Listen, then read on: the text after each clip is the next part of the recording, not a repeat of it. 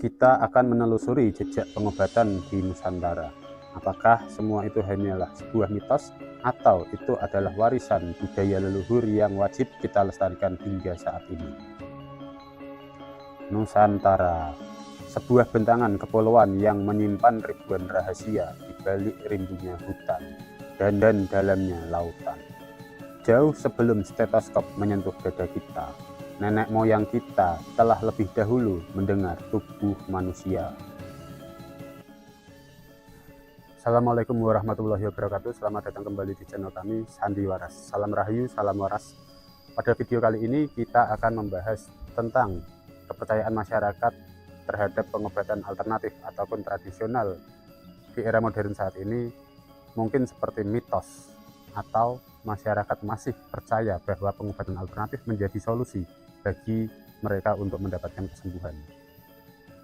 Kita juga akan membahas pengobatan alternatif, apakah hanya sugesti atau masyarakat lebih percaya dengan ilmu farmakologi. Kita bedah semuanya dalam video kali ini. Selamat menyaksikan hingga akhir. Mereka tidak memiliki metode MRI, tidak ada antibiotik sintesis. Namun, peradaban ini bertahan dari relief Candi Borobudur hingga naskah kuno Serat Centini. Tercatat jejak upaya manusia Nusantara melawan penyakit. Pertanyaannya sekarang, di era di mana kecerdasan buatan bisa mendiagnosis kanker, di mana posisi warisan itu? Apakah minyak herbal, jamu gendong, atau sangkal putung hanyalah placebo nostalgia? Atau ada kebijaksanaan leluhur yang justru hilang ditelan modernitas? Mari kita mulai dari hal yang paling dekat dengan keseharian kehidupan kita. Seperti contohnya jamu. Mungkin bagi sebagian orang jamu itu terkesan kuno, zaman dahulu, minuman nenek moyang, minuman orang-orang tua. Tetapi tahukah Anda bahwa jamu sendiri di Indonesia memiliki berbagai varietas tanaman obat, tanaman herbal yang sangat beragam. Ada 30.000 jenis tanaman herbal yang ada di Indonesia, dan baru 300 tanaman herbal yang sudah diproduksi oleh pabrik jamu modern.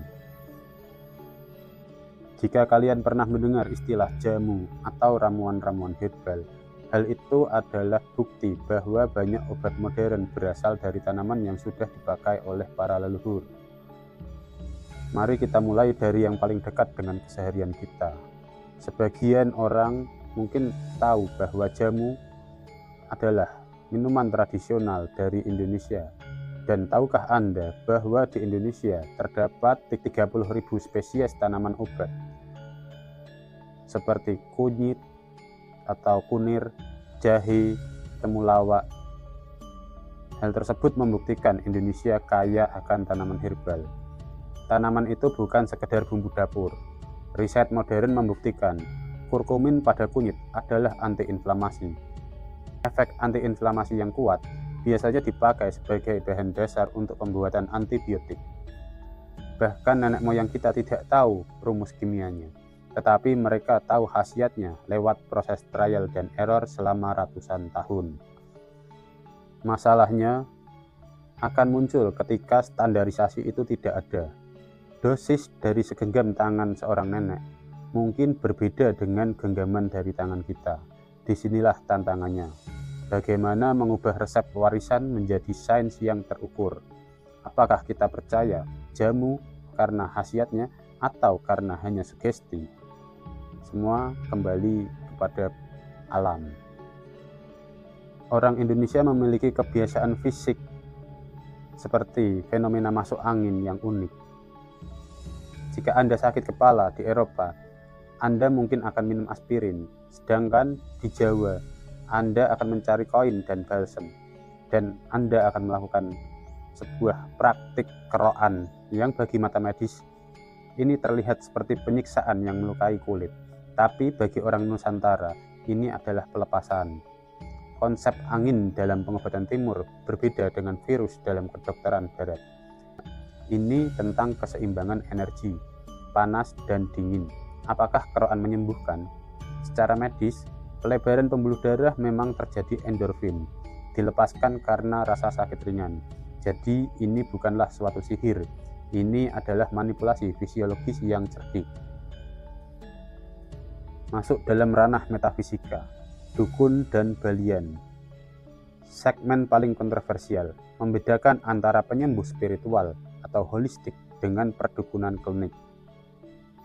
Ada persepsi negatif tentang kata dukun dalam persepsi modern.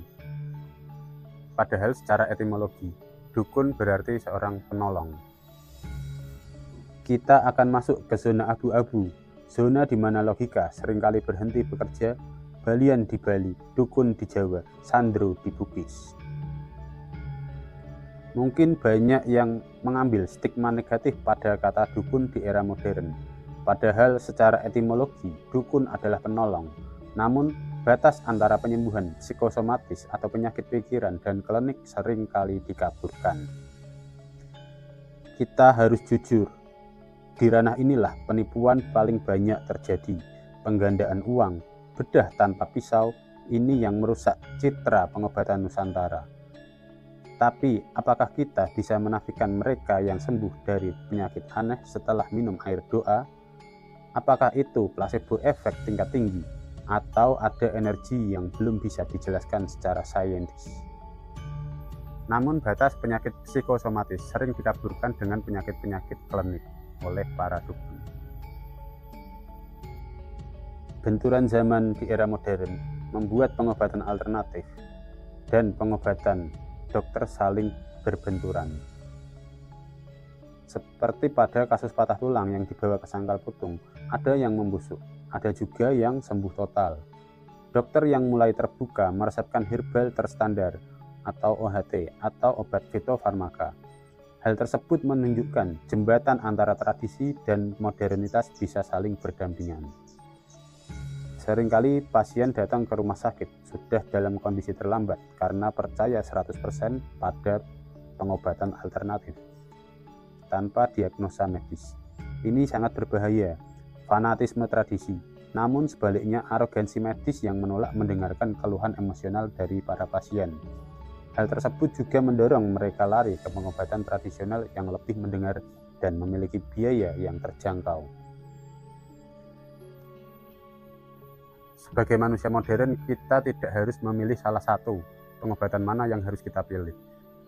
Semua bisa berjalan berdampingan. Kita tetap percaya dengan hasil pemeriksaan medis, hasil pemeriksaan MRI, tetapi kita tetap melestarikan kebudayaan warisan leluhur. Meskipun kita ke rumah sakit, kita tidak ada salahnya tetap minum wedang jahe untuk menghangatkan tubuh. Meskipun kita ke dokter, tidak ada salahnya kita juga panggil tukang urut untuk merelaksasi otot-otot kita yang kaku. Menjawab semua pertanyaan tersebut, apakah pengobatan alternatif masih bisa dipercaya di era modern saat ini? Kita telah berjalan dari rimpang jai, goresan koin kerokan hingga mantra dukun. Kembali ke pertanyaan awal, apakah pengobatan Nusantara masih bisa dipercaya sebagai warisan budaya? Jawabannya bukan ya atau tidak. Yang mutlak, warisan budaya harus dipercaya sebagai identitas. Tetapi sebagai metode klinis, ia juga harus diuji. Kita tidak harus memilih salah satu. Kita bisa menjadi manusia modern yang tetap percaya pada MRI, tetapi tetap melestarikan budaya Nusantara. Pengobatan tradisional di Nusantara adalah bukti cinta leluhur untuk menjaga keturunannya tetap hidup. Tugas kita adalah merawatnya dengan akal sehat, bukan dengan kepercayaan buta.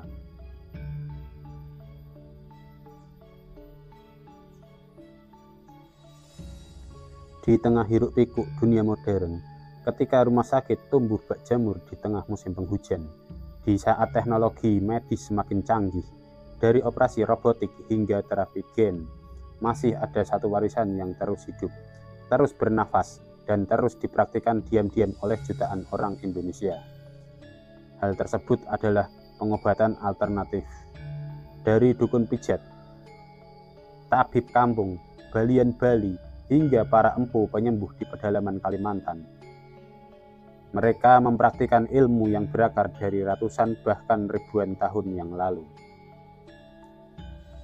Tapi, apakah pengobatan alternatif masih bisa dipercaya? Apakah ia hanya sekedar mitos turun-menurun, atau justru bagian dari identitas budaya yang terbukti secara empiris namun tak pernah didokumentasikan oleh ilmuwan? Kita mulai dari sejarah dan akar pengobatan Nusantara di Indonesia. Pengobatan tradisional di Nusantara bukan sekedar cara kuno mengobati penyakit. Ia adalah potret peradaban. Jejak sejarah ditemukan dalam prasasti Kutai, relief Candi Borobudur, bahkan ada di kitab Usada Bali, Serat Centini, hingga Primbon Jawa. Di masa kerajaan, para penyembuh disebut cantrik, dukun, balian, atau tetua adat. Mereka bukan sekedar orang pintar, tapi penjaga keseimbangan antara tubuh, alam, dan jiwa.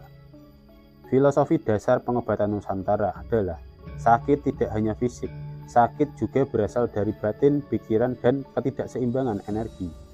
Karena itu, metode penyembuhan terbagi menjadi beberapa aspek. Aspek yang pertama, yaitu herbal atau jamu atau ramuan akar-akaran, bahkan minyak urut. Yang kedua, ada energi. Biasanya berbentuk tenaga dalam, prana, Mesyu Jawa. Yang ketiga, ada ritual seperti ruatan, tolak bala, penyucian, dan lain-lain. Yang keempat, ada pijatan. Biasanya dilakukan untuk urut, pijat syaraf, pijat bayi, ataupun patah tulang. Dan yang terakhir, menggunakan metode doa dan mantra. Bukan satu tradisi, tapi ratusan tradisi berbeda yang tersebar dari Aceh hingga Papua. Antara ilmu dan mitos, mana yang benar? Pengobatan alternatif sering dikritik karena tak memiliki bukti ilmiah. Namun faktanya, banyak ramuan Nusantara yang telah dibuktikan efektivitasnya melalui penelitian modern. Contohnya seperti kunyit, terbukti sebagai antiinflamasi, temulawak baik untuk gangguan liver atau hati, jahe merah meningkatkan sistem imunitas tubuh, sambiroto sebagai antibakteri kuat, bahkan ada minyak kayu putih dan minyak atsiri yang punya efek terapi.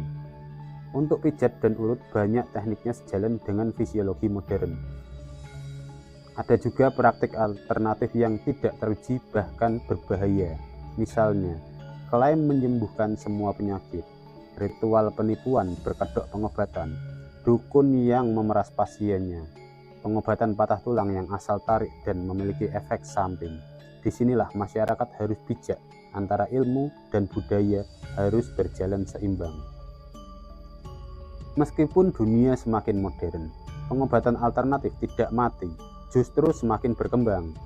Karena manusia tidak butuh obat, mereka butuh harapan, butuh didengar, butuh seorang yang memahami sakit mereka secara holistik. Di klinik modern, pasien hanya punya waktu 5-10 menit. Sedangkan di pengobatan alternatif, pasien bisa bercerita 1 jam lebih. Ada sentuhan manusia, ada hubungan batin, ada rasa diperhatikan. Itulah alasan mengapa pengobatan alternatif tetap berjalan hingga saat ini. Selain itu, pemerintah mulai mengakui peran pengobatan tradisional. Banyak puskesmas atau layanan kesehatan yang menyediakan akupressure, herbal, bahkan banyak kampus membuka program fitofarmaka. Tradisi yang dulu dianggap kuno, kini mulai terlihat sebagai potensi di masa depan. Tugas kita sebagai masyarakat di Nusantara tetap melestarikan warisan budaya leluhur tentang pengobatan tradisional yang ada di Indonesia. Tetapi sebagai pewaris budaya leluhur, kita wajib memilah dan memilih, melogika apa yang perlu dilakukan dan mengedepankan kesadaran kita, kewarasan kita dalam memilih pengobatan alternatif yang benar-benar bisa dipertanggungjawabkan. Pada akhirnya, pengobatan alternatif Nusantara bukan sekedar metode penyembuhan. Ia adalah cermin dari hubungan manusia dengan alam, dengan leluhur dan tubuhnya sendiri. Di dunia yang semakin sibuk, mungkin kita butuh kembali sejenak ke akar, ke tempat di mana alam, manusia, dan energi masih bisa berjalan berdampingan. Terima kasih telah menyimak video ini. Salam Rahayu, salam waras, semoga kalian sehat semua, dan saksikan video kami selanjutnya. Wassalamualaikum warahmatullahi wabarakatuh.